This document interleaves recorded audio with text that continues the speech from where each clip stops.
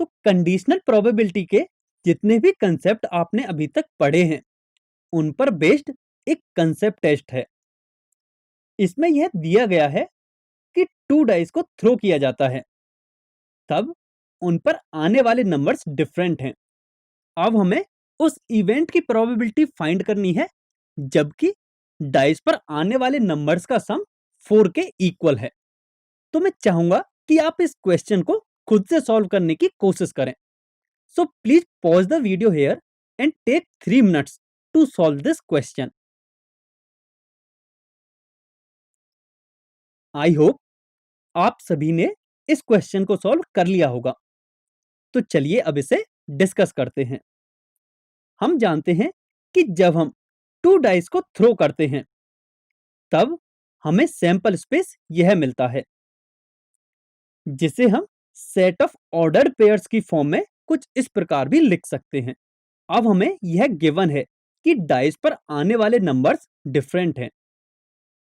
अब यदि हम सैंपल स्पेस में देखें तो इन सभी ऑर्डर्ड पेयर्स को छोड़कर बाकी सभी में दोनों नंबर्स डिफरेंट हैं।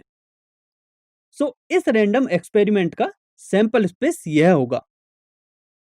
अब हमें यह गिवन है कि डाइस पर आने वाले नंबर्स का सम 4 है, तब नए सैंपल स्पेस में देखें तो केवल इन दो ऑर्डर्ड पेयर्स के नंबर्स का सम 4 के इक्वल है।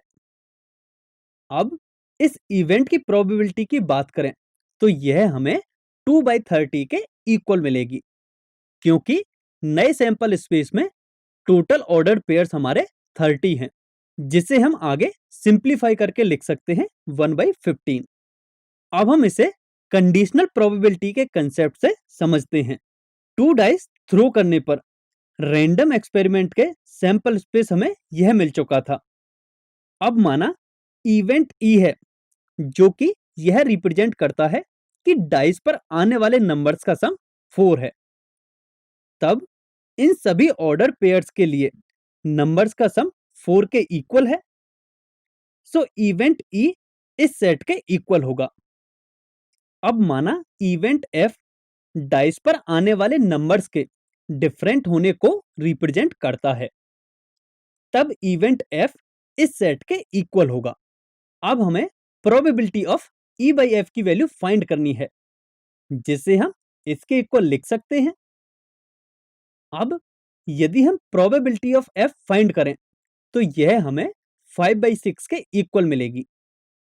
एंड यदि हम ई इंटरसेक्शन एफ फाइंड करें, मतलब हम इन दोनों सेट्स का इंटरसेक्शन देखें, जो कि हमें इस सेट के इक्वल मिलेगा। अब probability of E intersection F find करें तो यह हमें 1/18 के इक्वल मिलेगी।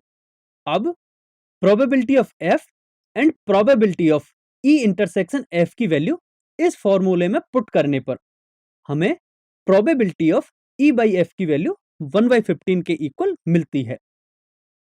आई होप आप सभी को कंडीशनल प्रोबेबिलिटी का कंसेप्ट अच्छी तरह से समझ में आ गया होगा।